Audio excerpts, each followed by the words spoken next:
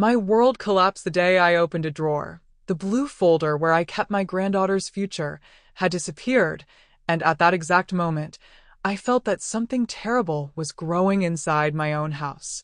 Hours later, I found an expensive receipt in my kitchen, luxury purchases that no one here could afford, and when the neighbors started whispering that they saw my daughter-in-law with an unknown man, my heart froze. But nothing, absolutely nothing, prepared me for the night my 12-year-old granddaughter came home trembling, saying, "Grandma, I saw Mom go into a hotel with him."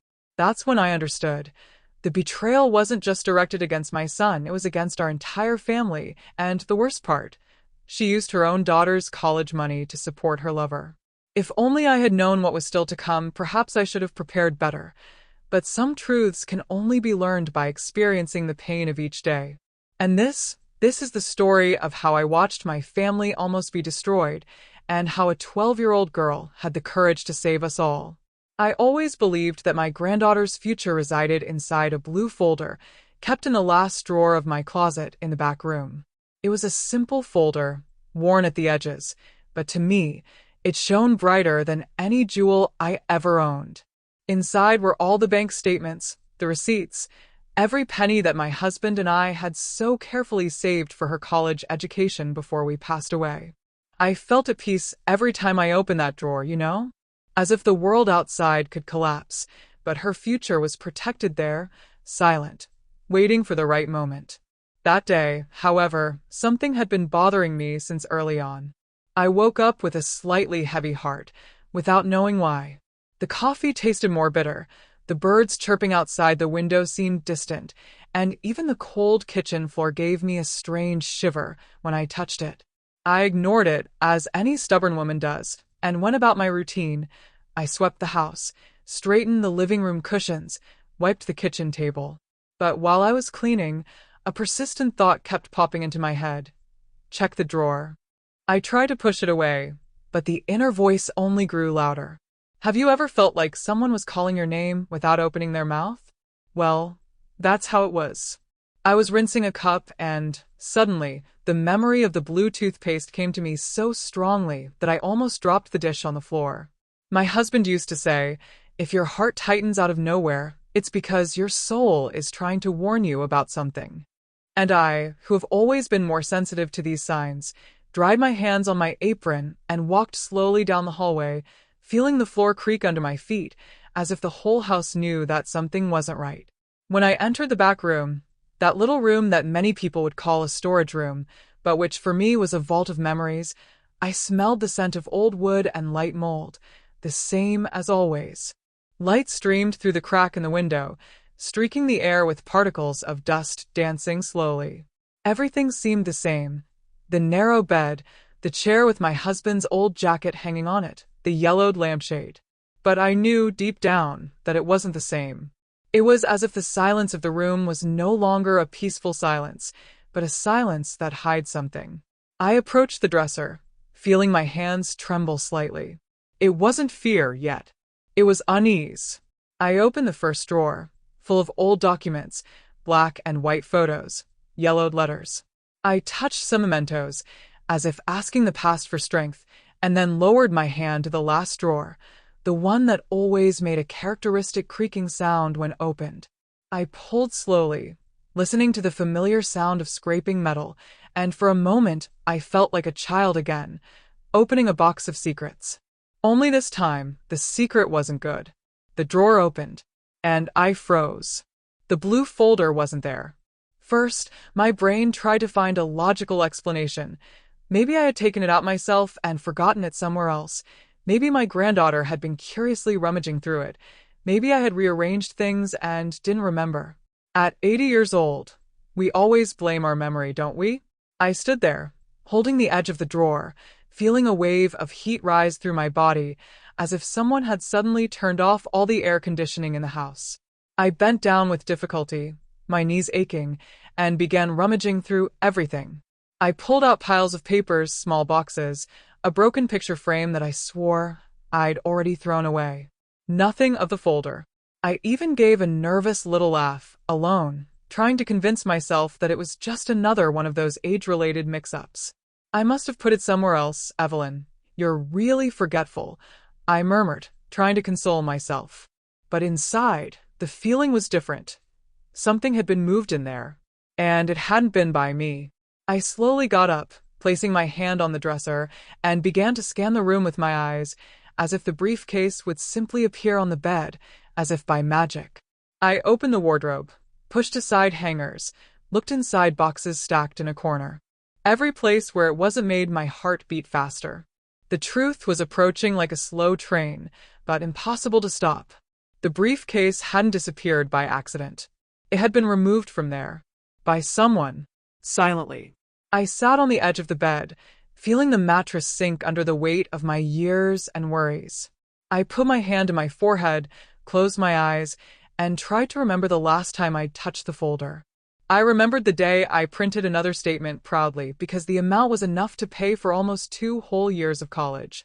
I remembered showing it to my granddaughter, who smiled shyly, not understanding the magnitude of it, and catching a glimpse of the strange expression on her mother's face.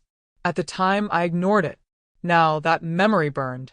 An unsettling little voice began to whisper inside me, and I didn't like what it was saying.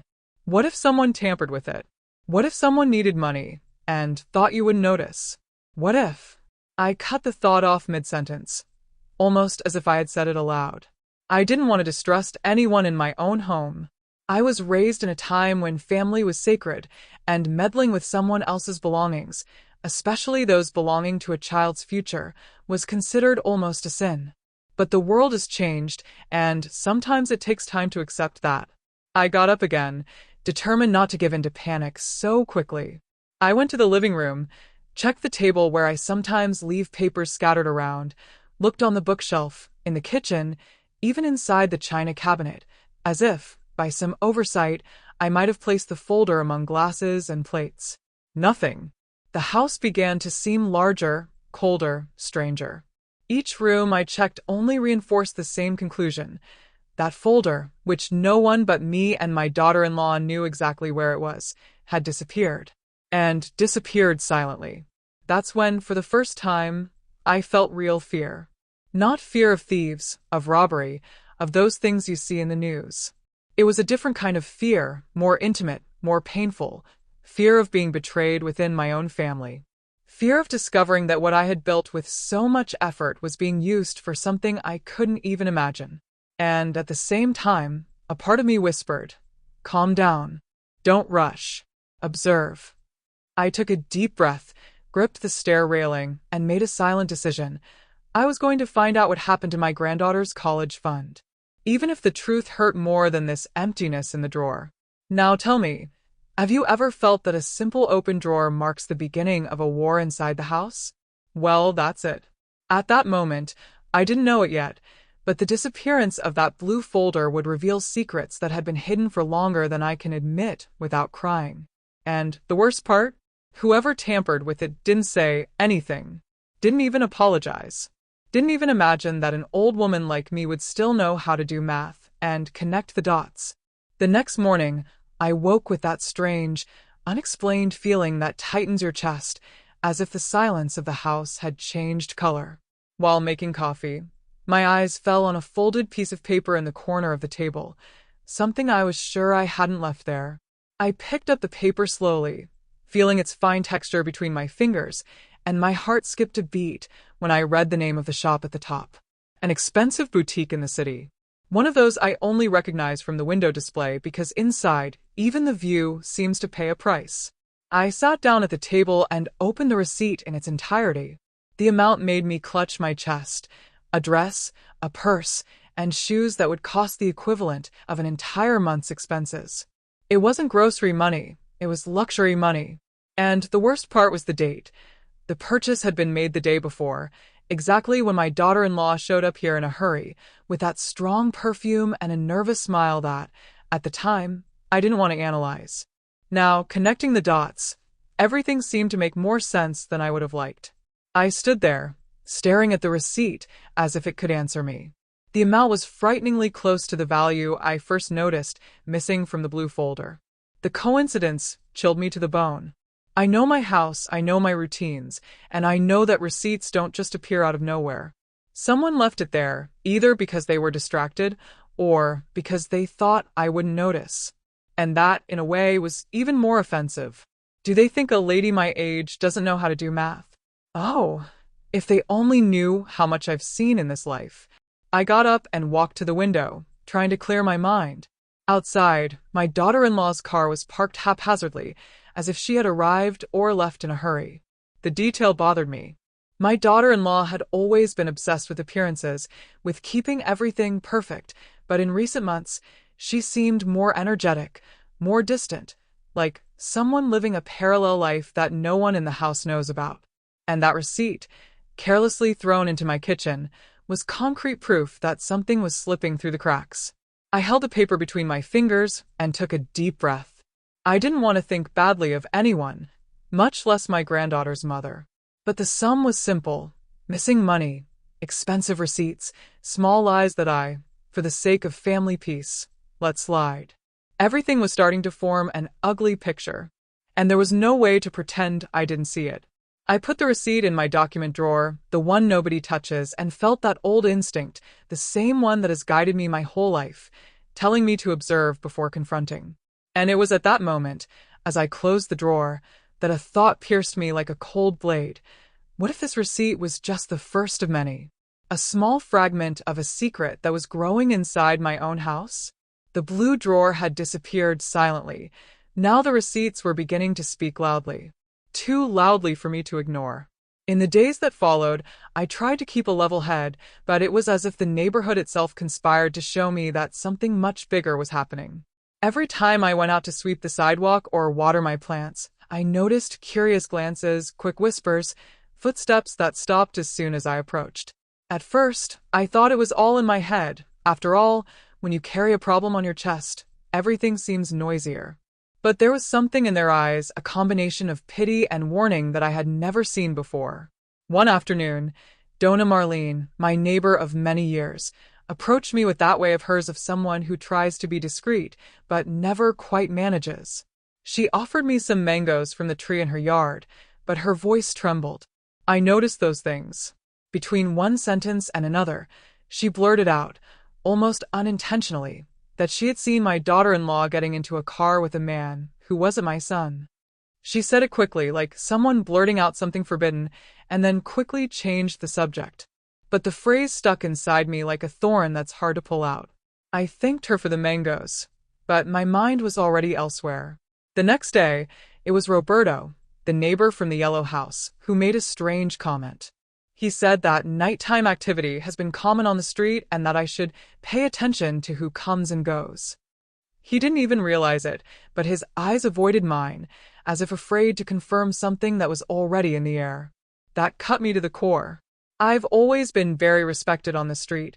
People have always said that my family is an example of unity, so why were they now talking in secret, as if there were a shadow hanging over our house? I went back inside, my legs heavy, my breath slightly ragged. I sat in the kitchen chair, the one that creaks only on the left side, and stared out the window. The expensive receipt, the missing blue folder, the whispers of the neighbors, the memory of my daughter-in-law always going out too dressed up, always too nervous, always in too much of a hurry. And now this supposed unknown man. I wanted to reject everything, throw these ideas that burned like embers out the window. But when the whole neighborhood starts whispering, it's because the smoke has already escaped. With a heavy heart, I began to observe the activity around me more closely. The street, which had always seemed peaceful, began to reveal details I had previously ignored. Cars that stopped quickly and drove away. People who stared too long at my door. And, what hurt me most, my granddaughter's expression, increasingly silent, carrying a worry that no 12-year-old should know. It was as if she knew something she couldn't tell. And that silence hurt more than any gossip.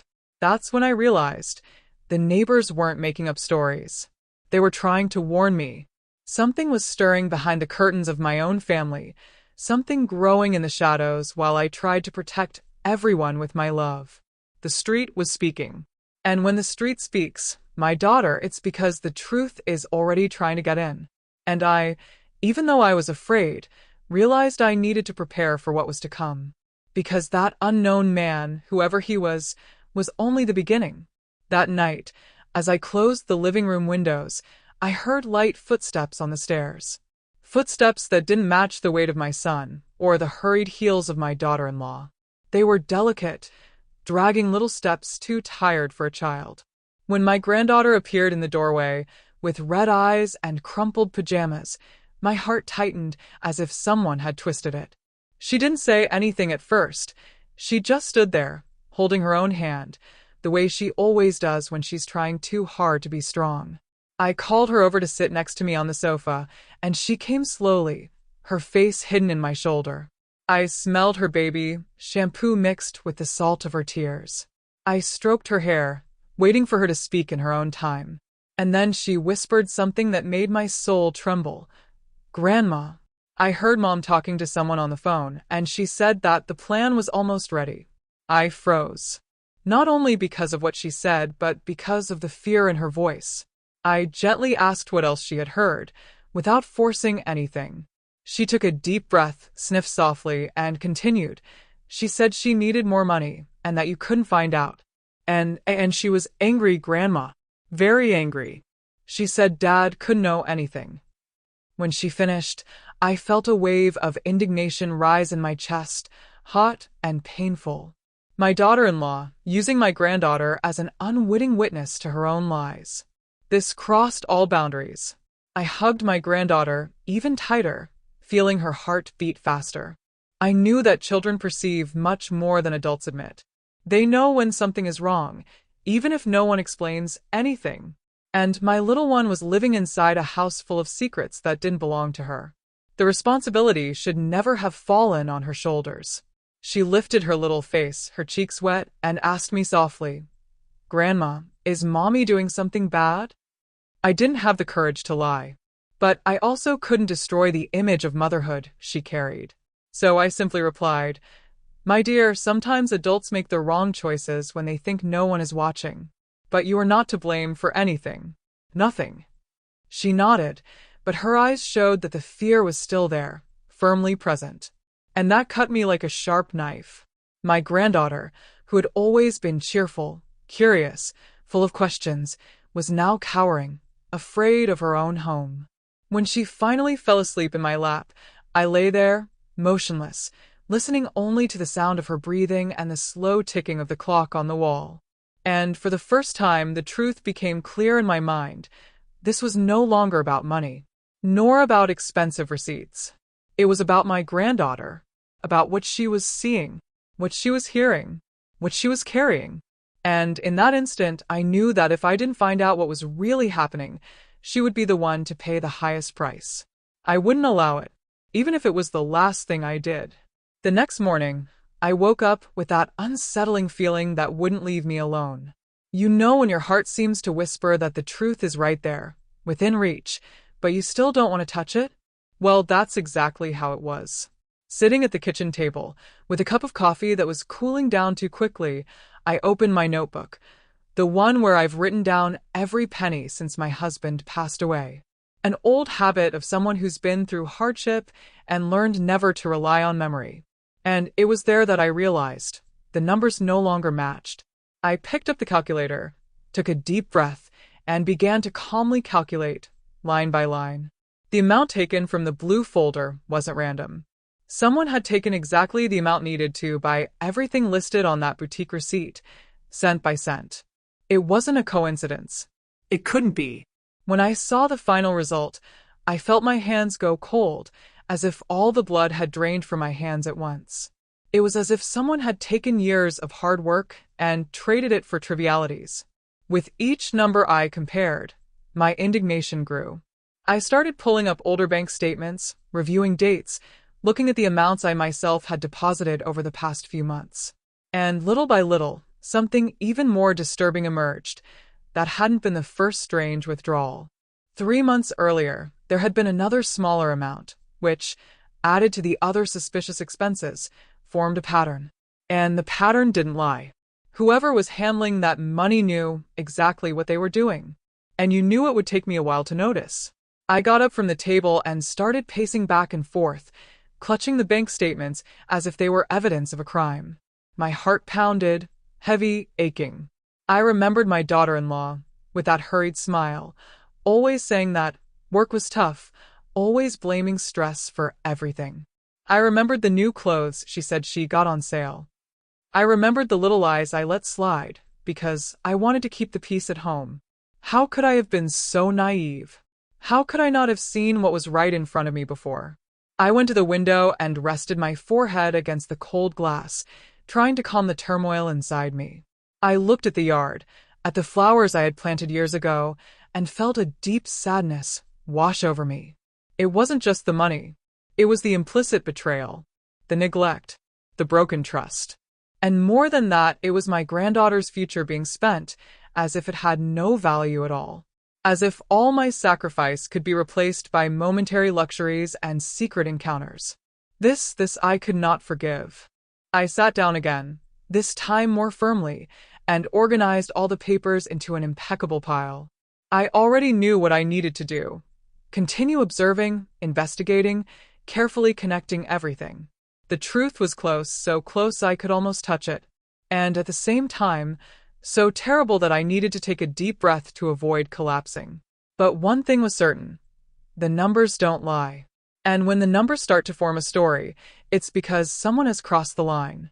That afternoon, while I was searching for an old box in the attic, that place where years accumulate in the form of dust and memories, I noticed something out of place. Among my son's old toys and some Christmas decorations I've kept since the 80s, there was a small pink box, much more modern than everything else. I immediately found it strange. The box was hidden behind an old trunk, as if someone had hastily pushed it aside so no one would see. I approached slowly, feeling a chill run down my spine. I picked up the box and, upon opening it, my heart almost stopped.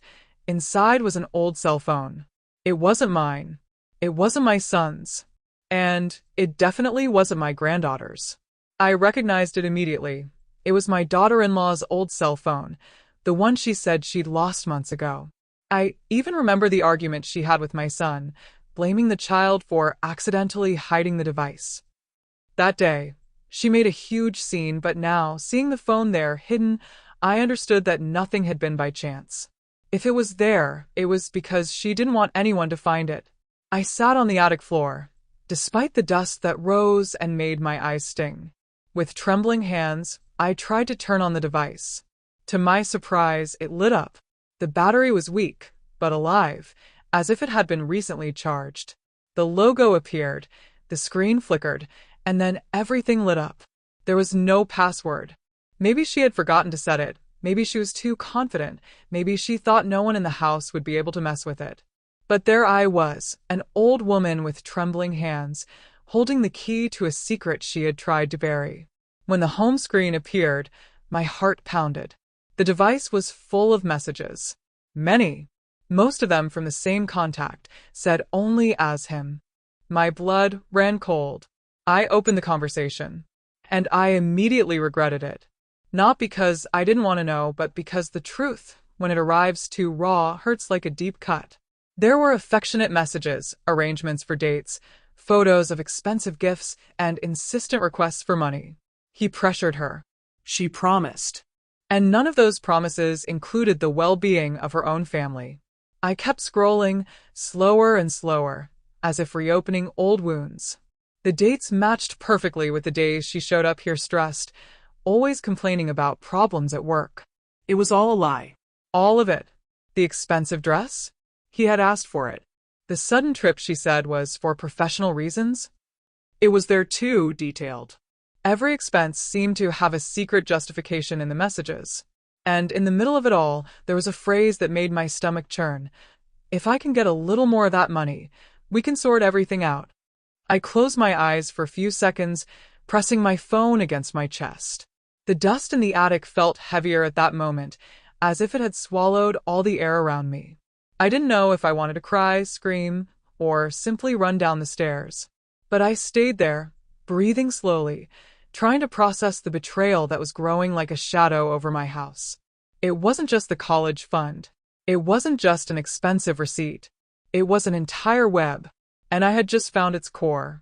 I came down from the attic with my cell phone clutched in my hand, as if carrying forbidden evidence. My heart was pounding, not from physical exertion, but from an old fear, the kind you feel when you sense the truth has finally come out. I sat on the edge of the bed, opened the messages again, and began to read each conversation carefully. The number of demands was absurd. He had no shame in pressuring her. And, the worst part, she always gave in, like someone who was already too trapped to turn back. His messages were direct, cold, sometimes even aggressive. I need the money by tomorrow. You promised. If you don't bring it, our plan will be delayed. They came with photos of him in expensive places, dinners, drinks, short trips. Meanwhile, I remembered the household bills, how my daughter-in-law always complained about financial difficulties, always making excuses not to contribute anything. Now it all made sense. She wasn't broke. She was supporting another life. A life my son couldn't even imagine. I kept scrolling, and my stomach churned when I found an entire conversation about my granddaughter. It wasn't about affection, care, or concern. It was about her money. The fund my husband and I had worked so hard to save. It said, "You said that old woman has a good amount saved. Take care of it soon." My anger rose so quickly that my hands began to tremble. Not for myself, but for the cruelty of someone calling my granddaughter, a child, a financial opportunity. That man had no limits. I ran my hand over my face, trying to calm the fire burning inside me. With each sentence I read, it felt like a new knife was being stabbed. "I can get more, love. I just need to go there tomorrow," she replied in one of the messages. Tomorrow. In other words, she was planning to come back to my house again to get more money. I felt the ground disappear for a moment. I took a deep breath, gripped my phone tightly, and closed my eyes. The air felt too heavy for my lungs. But a certainty began to form inside me. I needed to act before she destroyed everything completely. I kept reading, even though I was afraid of what I would find, and I saw bolder requests. He wanted a paid trip. Then he demanded a designer watch. Then, an even larger deposit. And she, like someone who had already passed the point of no return, promised everything. "I'll figure it out. I'll borrow it. I'll make it work." It was clear, she didn't just love that man, she was obsessed with him. Obsessed to the point of risking her own family. Obsessed to the point of wanting to take everything she could from the house where I had taken her in as a daughter. I closed my phone and stood there, motionless, as if the world had stopped for a moment. The silence in the room seemed different, more cruel, more profound. And then a phrase my husband used to say came to mind. The worst enemy is always the one who enters through the front door. I never understood it so well as I did at that moment. The woman I helped, whom I sheltered, whom I defended so many times, was tearing pieces from my family without any remorse. And the worst part? She wasn't even close to stopping. In the days that followed, the house began to change. It was as if the atmosphere, the air, even the walls had absorbed something too heavy to ignore.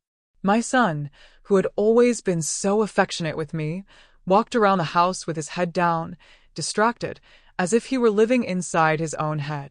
Every time I tried to start a conversation, he would answer too curtly, too sharply, as if I were the problem and not the person trying to protect him. That hurt me more than I can describe. My daughter-in-law, on the other hand, seemed to live on an emotional roller coaster. Some days she would arrive with an exaggerated smile, the kind that doesn't even touch her eyes. On others, she would completely ignore me, passing by as if I were invisible. When I observed her from afar, I saw that she was constantly fiddling with her cell phone, always with the screen facing down, always deleting messages too quickly. She was always nervous, restless, like someone wearing a mask that begins to fall off on its own. And yet, my son saw nothing. Nothing. One night, I heard the two of them arguing behind the bedroom door. She was yelling. He tried to speak more quietly, but soon raised his voice too, like someone carrying something accumulated for a long time. "It's your mother," she said, as if I were the reason for all the problems. "She meddles where she shouldn't." My heart broke instantly. I, who had spent my whole life helping, caring, building this home brick by brick. Now I was being treated like a burden. I got out of bed quietly and sat in the armchair, trying not to let the tears fall. The next morning, my son left home without even having breakfast. He just grabbed his keys and slammed the door, like someone who no longer knows where he belongs. My granddaughter, who had been watching the scene from the top of the stairs, slowly came down and sat silently beside me. I stroked her hair and felt her body tense. Children notice cracks before any adult, and there, that morning, mine noticed them all. "Grandma, why doesn't Daddy smile anymore?" she asked with an innocence that tore at my heart. I had no answer. The house grew colder with each passing day. Dinners became silent, each of us in our own corner. My daughter-in-law avoided looking me in the eye, as if she knew I was piecing together the pieces she was trying to hide. My son, increasingly absent, seemed to believe the lies she spewed like poison, that I interfered too much, that I made things up, that I was getting confused with age. The humiliation was silent, but profound. And the loneliness, that came on strong, even though I was just a few steps away from the people I love most. One night, while I was tidying the kitchen alone, I heard a sharp noise coming from the living room. It was my daughter-in-law slamming the phone on the table. She was muttering something like, "He's disappeared again. He's not answering me. Don't do this to me now." I stood behind the door, motionless, listening to each word as if it were being written in fire. She was desperate. Not for my son, not for the family, but for her lover. And this truth, this cruel truth, began to break the house from the inside.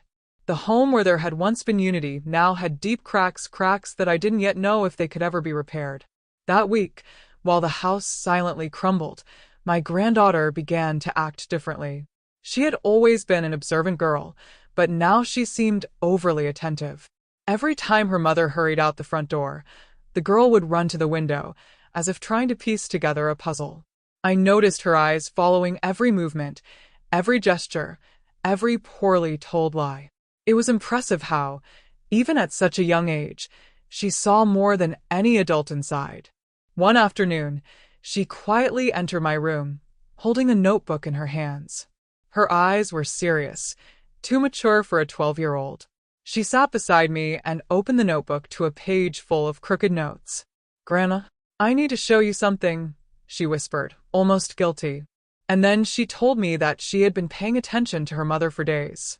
She said that she always left at the same times, with the same excuses, and always came back with that strong smell of perfume, a perfume that wasn't my son's. As she spoke, I felt my heart clench with pride and sadness at the same time. Pride because my granddaughter was brave, loyal, and sensitive. Sadness because no child should have to bear the burden of uncovering their own mother's lies. She pointed to the notes. Days, times, small observations that only a very sharp mind could capture. "Grandma, something's wrong, and I want to know what it is," she said, her voice trembling but determined. The next day, she made the decision that changed everything, and I confess that, even today, I don't know if I would have had the courage to stop her. She waited for her mother to leave, waited for the gate to close, and, with her heart pounding, grabbed her backpack and whispered to me, "Grandma, I'm going to follow her. I need to see it to believe it." My protective instinct screamed inside me, but something stronger, perhaps the intuition that has protected the women in our family for generations, prevented me from holding her back. I simply held her face in my hands and said, "Be careful, my love." She left through the back door, walking quickly, but without drawing attention. She stayed a safe distance away, blending in among the cars and trees, and followed her mother down the street. I stood at the window, motionless, holding my breath, watching my granddaughter disappear around the corner as if she were carrying the weight of the world. Minutes felt like hours. Anxiety gnawed at my bones. I paced the kitchen, wringing my hands, imagining 1,000 dangerous scenarios and 1,000 possible truths. The silence of the house seemed to scream. When she returned, the sun was already almost hiding behind the neighborhood houses. Her expression said it all before she even opened her mouth. She came in, dropped her backpack on the floor, and ran into my arms. Gran, I saw it. I saw it with my own eyes. Her voice was choked with emotion, but firm. And in that instant, even before she told me what had happened, I knew the secret that had been growing in our house was finally going to come to light. And it would be my granddaughter, that little girl with a huge soul, who would reveal the most painful part. When my granddaughter finally found the strength to speak, her voice trembled, but it was full of a courage I will never forget. She told me that she followed her mother for almost 20 minutes, always keeping her distance, always hiding behind cars or trees. She said her mother's heart was beating so hard it felt like it wanted to burst out of her chest. Grandma, I thought she was going to work, but she turned to the other side of town, she said, wiping away tears with the backs of her small hands. And I felt my own heart sink to my stomach. She described every detail, her mother walking quickly, looking at her cell phone, fixing her hair in the reflection of the shop windows, seeming more concerned with her appearance than with any professional commitment. My granddaughter kept following, even though she was scared, even though she risked being seen. And then, after a few blocks, her mother entered a parking lot. The girl, curious and determined, stood behind a low wall, watching. It was there that she saw a man get out of a black car, a man she had never seen before. He smiled at her, Grandma, in that way that Dad never smiles anymore. Those words pierced my chest like a thin blade. My granddaughter said that her mother ran to him, hugged him tightly, and stood there for a few seconds, laughing as if she were living another life, far from her own family. They spoke softly, exchanged glances that left no doubt, and then walked together to a small, discreet hotel with a tinted glass door and a faded sign. I closed my eyes when I heard this, feeling a mixture of pain, shame, and anger. But my granddaughter didn't stop there. With her cell phone trembling in her hands, she took some pictures, not out of malice, but because she knew, instinctively, that the truth needed to be recorded. I was hiding, Grandma, but you could see everything. Mom came in holding his hand. They were smiling. They were happy. Her voice faltered at that point, and she shrank into my arms, as if she had seen something she should never see. I hugged her tightly, trying to protect that child from the weight of the adult reality that her mother had thrown at her without remorse. I stood there, holding my granddaughter, feeling her body tremble against mine. With each word she spoke, I felt the floor of the house crack a little more. The hotel, the lover, the clasped hands, the laughter, the photos. None of it could be denied, hidden, or justified. The secret I feared now had a face, an address, and proof. And it was my granddaughter, not me, not my son, who found everything. It broke me in a way I can't explain. No child should have to bear this kind of truth. When she finished telling her story, she looked at me with those enormous eyes and asked, Grandma, what are we going to do now? I took a deep breath, trying to gather strength I no longer know where it comes from. I stroked her face and simply replied, Now, my love, now we think together.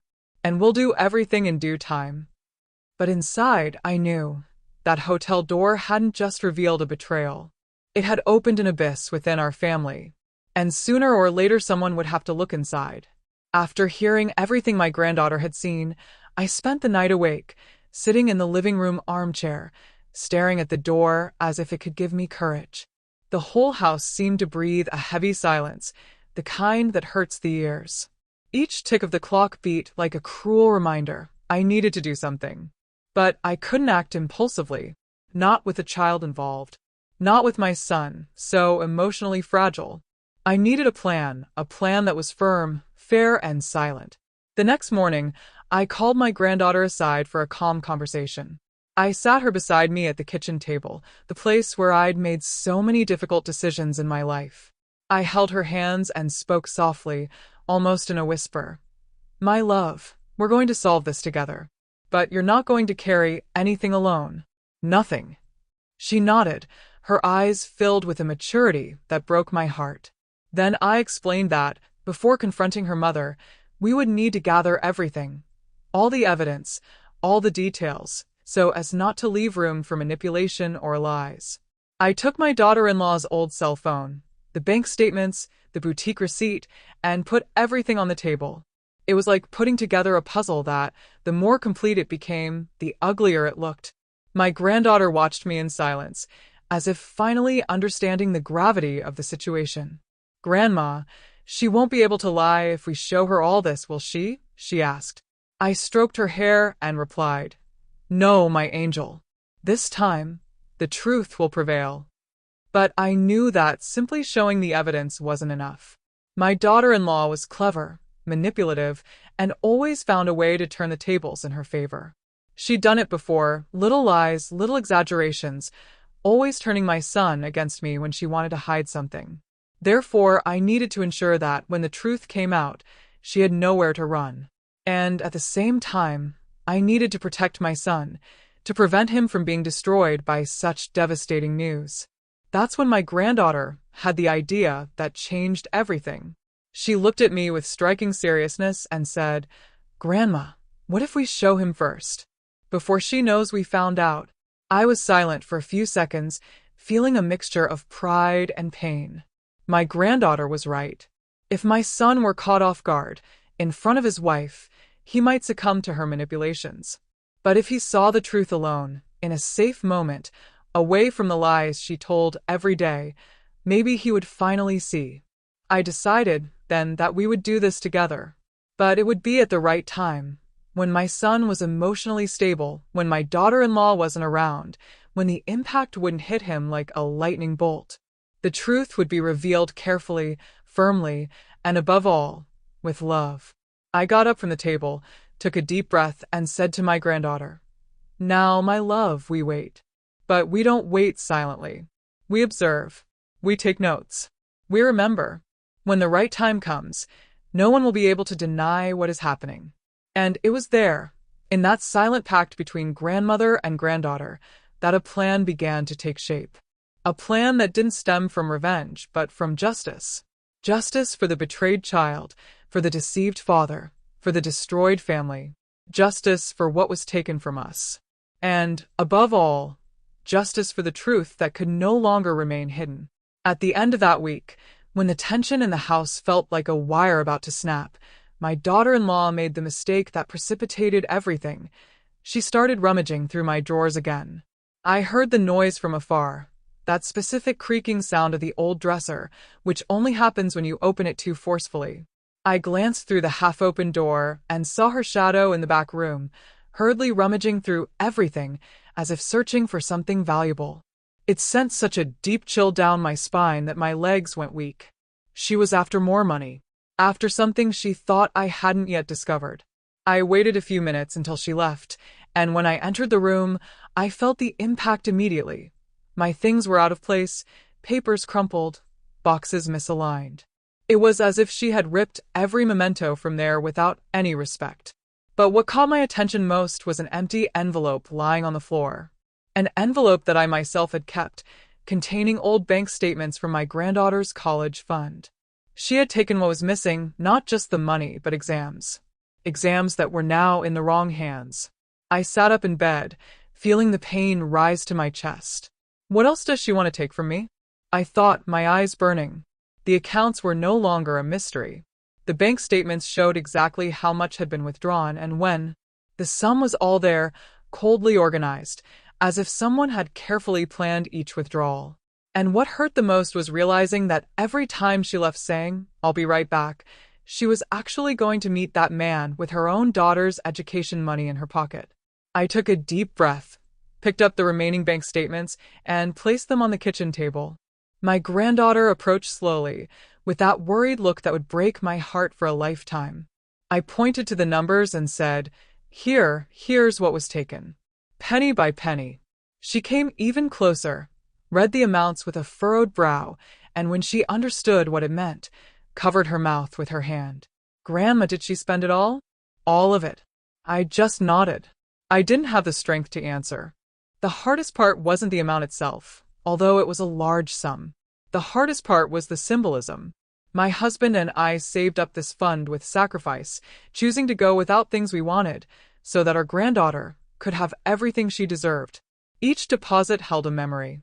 Each bank statement carried a hope, and to see it transformed into perfumes, cheap hotels, and secret dinners, it was like watching years of love being crushed before my eyes. It wasn't about money. It was about dignity, about the future, about respect. It was then that I realized I couldn't postpone it any longer. I couldn't pretend I was waiting for the right moment. My daughter-in-law had crossed the line. She didn't just steal. She didn't just lie. She ripped a piece of our history, of our effort, of our family. And there, in the heavy silence of the kitchen, I felt something inside me change. The truth needed to come out, whatever the cost, because what was taken could never be ignored again. That evening, as I set the table for dinner, I noticed my granddaughter sitting on the sofa, staring intently at the door as if expecting someone to come in. There was a determination in her gaze that didn't match her 12 years. It was as if, suddenly, she had aged a decade. When my daughter-in-law arrived, with her strong perfume, her hair too neatly styled, and that smile that never quite reached her eyes, the girl stood up slowly, took a deep breath, and walked over to her. I felt my heart race. Something was about to happen. My daughter-in-law carelessly dropped her purse on the sideboard and asked, without looking at anyone, "What is it now?" I recognized that tone. Dry. Impatient. Arrogant. Before I could say anything, my granddaughter stepped forward, her hands clenched into fists and her voice trembling, yet firm. "Mom, why did you do this to us?" The sound of those words filled the room like thunder. My daughter-in-law froze. I did too. It was the first time the girl had placed herself between truth and lies, and she wasn't going to back down. My daughter-in-law tried to maintain her composure. She crossed her arms, raised an eyebrow, and said, "What are you talking about, girl?" But my granddaughter remained unfazed. She slowly opened her cell phone, showing the photo of the hotel door, that image which, by itself, already told a whole story. "I saw you going in there. I saw the man. I saw you two together."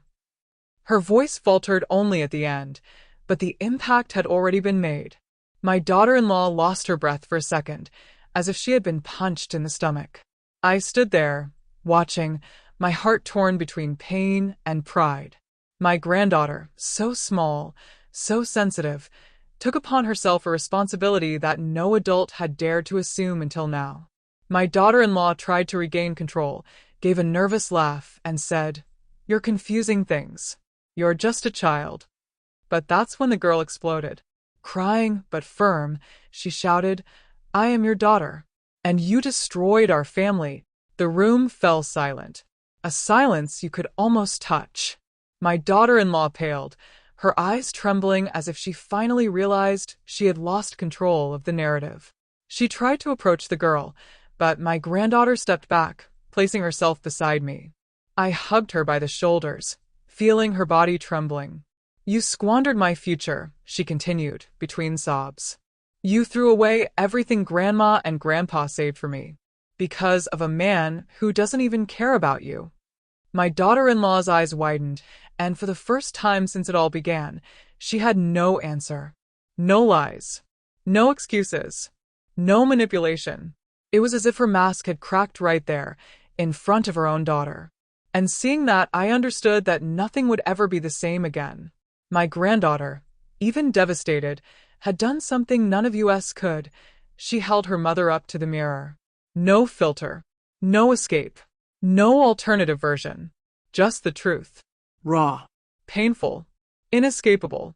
And as I held that broken child, I realized that something new was about to begin, not just for her, but for all of us. Because sometimes courage doesn't come from adults. It comes from the little ones, who see with an honest heart what we try to hide. In the days following that emotional outburst in the living room, my daughter-in-law began to completely lose control of her own lie. It was like watching a house of cards collapse with a simple breath. Her lover, the man she defended so fiercely in her messages, began to disappear, first ignoring calls, then not responding to messages, and finally blocking her on all social media. I watched her from afar, walking around the house with her cell phone in hand, calling repeatedly, always hearing the same silence on the other end. One afternoon, She came into the kitchen with red eyes, a swollen face, and trembling hands. She dragged a chair and sat down, staring blankly into space. "He's gone," she murmured, as if talking to herself. I didn't answer. I just kept peeling potatoes, listening to her heavy breathing fill the room. It was strange. For years, she'd made a point of excluding me from everything, and now she seemed to want an audience for her own breakdown. "He can't do this to me," she repeated. But the world doesn't move according to anyone's whims, especially not those who build their lives on lies. The truth is, that man was never with her out of love. The messages made that clear. He needed the money. He needed what she was getting from me. When the money ran out, when she could no longer return to my drawers, he simply disappeared. It was cruel, but predictable. And the irony was too bitter. She destroyed her own family for someone who never thought twice about her. I saw it clearly, but she still tried to deny it. One night, I heard her crying, locked in the bathroom. Crying in despair, not regret. She banged the door several times, screamed, threw something against the wall. My granddaughter came downstairs, frightened, and ran into my arms. "Grandma, is she freaking out?" I hugged her tightly, feeling her little body tremble. "She's reaping what she sowed, my love," I replied, my voice low. But my chest burned, not with pity, but with indignation. Because she wasn't crying for us. She wasn't suffering for her husband, her daughter, or the family she destroyed. She was only crying for the man who no longer wanted anything to do with her. In the days that followed, she tried to find him, even in person. She left the house several times, always returning worse than when she left. And each time the door opened, and she entered with that empty expression, I felt the truth penetrating even deeper within her. Her lover had used her. He had used her mercilessly. And now he was gone, taking everything with him: money, lies, hope. It was at that moment that I realized something almost cruel. That man, with his cowardice, had done for us what perhaps I could never have done. He had taken away the last illusion my daughter-in-law had. And when, finally, she sat on the living room floor, her face in her hands, repeating, "He's gone, he's gone," I knew the charade was over. There was no more justification. There was no more alternate history. Everything she had hidden, everything she had denied, all the lies she had spun about our family, were now exposed by that man's absence. The mask had fallen, and his silence, more than any confrontation, tore the last veil she used to protect herself from the truth. When the lover disappeared for good and my daughter-in-law had nowhere else to run, I felt the moment had finally arrived. The moment when the truth, that heavy, sharp truth, impossible to ignore, needed to be laid bare for everyone to see. I called my son to talk. It wasn't easy.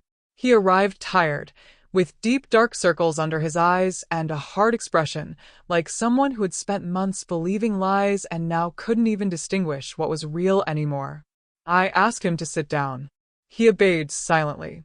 I placed my daughter-in-law's old cell phone, the boutique receipt, the college fund statements, and the photos my granddaughter had taken on the table. He looked at me first, confused, then he began to stare at the papers one by one, as if his mind were trying to protect itself from it. "What is this, Mom?" he asked, his voice hoarse. I simply replied, "The truth, my son." The room became so silent that I could hear the ticking of the clock on the wall like a hammer. He picked up the bank statements with trembling hands, reading each amount, each date. The timeline of withdrawals left no room for doubt. Then he saw the receipt for the expensive dress. Then he opened his cell phone and I saw his face change. First disbelief, then pain, finally anger. A silent, deep anger, the kind that arises when someone realizes they've been deceived by the person they trusted most. My granddaughter, beside me, held my hand tightly, as if she needed to remind me to breathe. When my daughter-in-law came downstairs and saw us gathered there, she froze instantly. Her expression was a mixture of panic and calculation, like someone desperately trying to find a way out. "What are you doing?" she asked, her voice trembling, but still trying to sound authoritative. My son looked up, his eyes red, and firmly placed his cell phone on the table. "Is all this true?" he asked.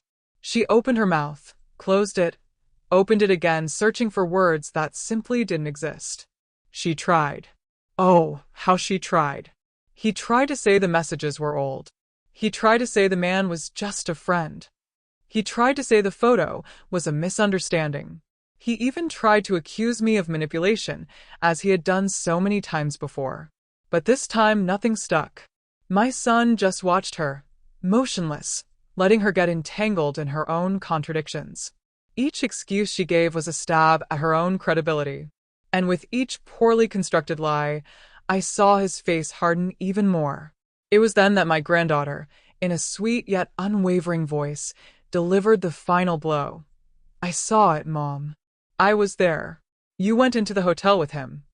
The phrase hung in the air like a silent thunderclap.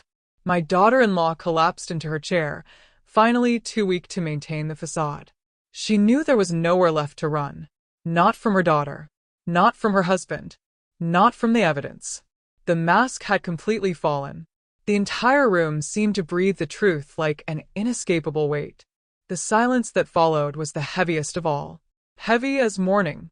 Heavy as an end. My son, after long seconds, ran his hands over his face and said only, "We'll talk, but not now. I need air." And he left, closing the door carefully. Not violently, but with a pain that cut the whole house in two. My daughter-in-law stood there, devastated. And I, even being a victim of it all, felt a tightness in my chest. The family gathering had happened, and, as I predicted, no one came out unscathed.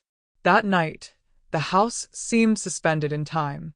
My son didn't come home to sleep. He only called to say he was at a friend's house, trying to think, a word that carried more pain than he dared admit. My granddaughter slept embraced by me, too exhausted to hold back so many feelings at once. And my daughter-in-law wandered around the room like a lost soul, crying loudly, then softly, then in absolute silence. It was the first time I'd seen her like that, out of control, without excuses, without a plan. In the morning, she appeared in the kitchen with swollen eyes, her face marked by the pillow, and a despair she could no longer hide. She sat at the table without asking permission, something she had never done before, and stared at the tablecloth as if she wanted to disappear into it. I did everything wrong, she murmured, her voice faltering. I stood there, holding the kettle, waiting for her to say what needed to be said. Not for me, but for her daughter, for her husband, for the family she herself had destroyed. After a few minutes of silence, she broke. She began to speak rapidly, stumbling over her words, like someone who finally sees their own lie crumbling. I met him by chance. I thought it was just going to be a conversation, but I lost control. Tears streamed down her face. He said he loved me, that I deserved more, that his son didn't value me. It was strange to hear that. Not because I hadn't imagined it, but because the confession, for the first time, seemed to come without masks, without that arrogance she always carried. She continued, I never wanted to hurt anyone, but I got caught up in things, and when I realized it, I had already spent too much. I had already lied too much. I had already fallen too low. There was guilt in her voice, but there was also something that deeply bothered me. The confession didn't come from empathy, nor from true remorse. It came from fear, from abandonment, from the shock of being discarded by the man she had placed above her own family. It was a confession born of defeat, not of regret. When she finally mentioned the money, I felt a pang in my chest. I only borrowed it. I was going to pay it back. I swear I couldn't help but respond automatically. You stole your own daughter's future. She shuddered. It was the first time I'd touched her with words. And perhaps it was the final blow. She broke down completely, crying with her face in her hands. I ruined everything. I don't deserve forgiveness. And for the first time, I internally agreed. Maybe she didn't deserve it. My granddaughter, awakened by the noise, appeared in the kitchen doorway. She looked at her mother with teary eyes and asked in a whisper, Why? There was no accusation. There was no anger. Only pain. A pain so pure it would pierce anyone with even a modicum of conscience. My daughter-in-law tried to get up, tried to approach, but the girl took a step back. A small step, but devastating. The distance between them seemed like an abyss. And at that moment, more than any confession, my daughter-in-law understood the magnitude of the damage. She cried more. She begged. She repeated that she had made a mistake, that she was lost, that she no longer knew who she was. But no matter how many tears fell, nothing could erase the fact that she had hurt her own daughter in a way that no excuse could heal. The confession was made. The whole truth was on the table. But forgiveness, that still had no place there. And perhaps it would take a long time to find it. In the days following the confession, my daughter-in-law lived like a shadow in her own home. She spoke softly, walked slowly, avoided everyone, especially her own daughter. It was as if she had realized, too late, that it wasn't just her husband she had lost. She had lost the trust of a child who loved her unconditionally. And to recover that that cannot be bought with tears or empty promises. My granddaughter, sensitive and hurt, remained closer to me than ever, as if my lap were the only place where the world still made sense. My son came home after a few days. He walked through the door with a tired face, like someone carrying dozens of sleepless nights on his shoulders. He hugged me tightly, a hug that said more than any words. Then he called his daughter to the corner of the room and stood there, talking softly to her, holding her face with a tenderness that almost made me cry. When he finally stood up, he came to me with determination in his eyes. "Mom, I've made my decision." We sat at the table, just the two of us like when he was little, and would come to tell me about his problems at school. The difference was that now the problem was his own life. "I'm going to file for divorce," he said, without looking away. There was no anger. There was no hatred. There was only certainty. A bitter certainty, but a necessary one. He explained that he couldn't continue living with someone who lied, betrayed, manipulated, and even put their own daughter in the middle of so much filth. And, above all, that he couldn't allow the girl to grow up in such an unstable environment. I listened to everything in silence, holding his hand under the table. Deep down, my heart ached knowing that my son was experiencing pain I never wanted him to face. But there was also a silent relief. The relief of knowing that he finally saw the truth without the veils of manipulation that his wife always placed between them. He had woken up, and that, however hard it was necessary. That's when he touched on the subject that hurt me the most, my granddaughter's college fund. "Mom, I saw everything, and I promise we're going to rebuild that fund. Even if I have to work double, triple time. She's going to study. She's going to have a future." When he said that, my granddaughter, who was in the hallway listening to everything, ran and threw herself into her father's arms. I felt the weight of all that suffering fall, for a moment, into something resembling hope. He looked at me and finished. "And you saved us. If you hadn't seen, if you hadn't investigated, if you hadn't protected my daughter, I would never have discovered anything." I felt my eyes welling up. I didn't do anything for recognition. I did it because it was my family, my granddaughter, my mission. But hearing that, it was like receiving back a piece of my worth that my daughter-in-law had tried to take from me for so long. That night, we all sat down, me, my son, and my granddaughter, and devised a plan to rebuild not only her college fund, but also her emotional security. She would participate in every decision, help choose where to keep the money, and learn about economics and financial protection. It would be a way for her to regain the feeling that she had control over her own destiny. And it was there, seeing father and daughter embrace, that I understood. Justice wasn't just in the evidence, nor in the divorce, nor in the revelation. True justice had happened there, when my granddaughter began to believe again that she had a future, even after everything. The divorce didn't happen overnight, but the change in the house was immediate, as if someone had finally opened all the windows after years of breathing trapped air. My daughter-in-law left without looking back, carrying full suitcases, but leaving a strange emptiness in the hallway. Still, that emptiness was better than her presence. It was a silence that didn't hurt. It was a silence that, for the first time in a long time, allowed peace to slowly enter, filling the corners that were once filled with fights, lies, and manipulation. In the following days, my son lived a life of constant comings and goings, trying to reorganize his life while protecting his daughter with the fierceness of a father who had finally woken up to reality. He cleaned the couple's room, took out clothes, threw away perfumes, gathered broken mementos. It was like watching someone rebuild their own soul, piece by piece. Sometimes he cried softly, thinking no one saw. But I saw. Mothers always see. And even though it hurt, I knew it was a cry that healed, not one that destroyed. My granddaughter, little by little, also began to smile again. At first, they were shy smiles, almost hidden. Then, real laughs, the kind that make the whole house vibrate.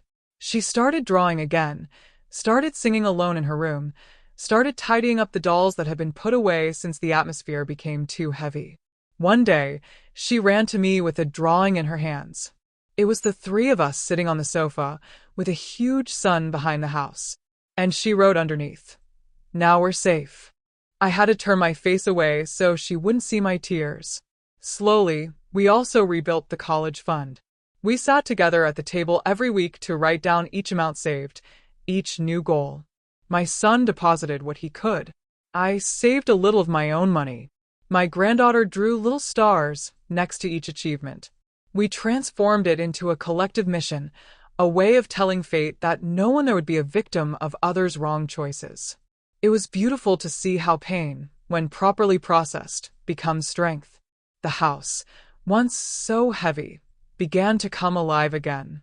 The smell of coffee was comforting once more. The curtains swayed in the wind without seeming threatening. Even the pictures on the walls seemed firmer, brighter. At night, I would sit on the porch with my granddaughter, and she would rest her head on my shoulder while telling me about school, about her dreams, about the future. A future that, for the first time in a long time, could be imagined without fear.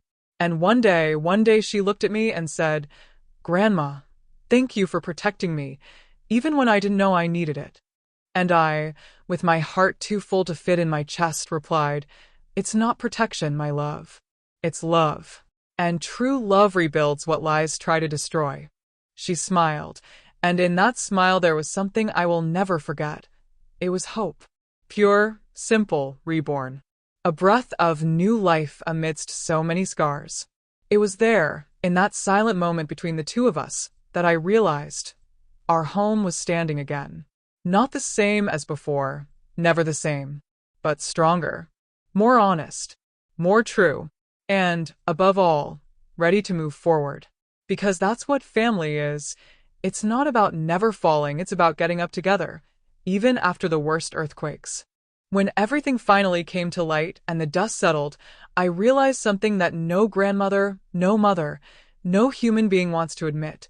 Sometimes, the person who destroys our home doesn't enter through the front door. They're already sitting at the table, eating from our plate, smiling as if nothing is wrong. And acknowledging this hurts. It hurts like a wound that burns even after it's healed. But I also learned something else. I learned that true love, the kind of love that sustains generations, is stronger than any lie. That I saw my son get up after being broken, that I watched my granddaughter regain the sparkle in her eyes after being hurt by her own mother, and I saw my home reborn, not in the same way as before, but in a stronger, more honest way, more our own. And now I ask you, you who are listening to me, how many truths are you afraid to see within your own home? How many whispers do you ignore because you prefer to believe that it's all in your head? How many drawers have you never opened for fear of what you might find? How far would you let someone go before saying enough? Life gives us signs. It always does. The problem is that, often, we only learn to listen when it's too late to go back. But remember this. The truth, however harsh it may be, always comes out, and when she arrives, she sets free. If this story touched you in any way, it made you think about your life, your family, the choices you have allowed yourself to make, so don't leave in silence. Like this video, leave a comment, and share it with someone who needs to hear this. And most importantly, subscribe to the channel and turn on notifications, because here, I will continue to open my heart and tell real, painful, and transformative stories that show that, in the end, no one goes through life without scars. And you? What would you do if you discovered that betrayal was living inside your own home?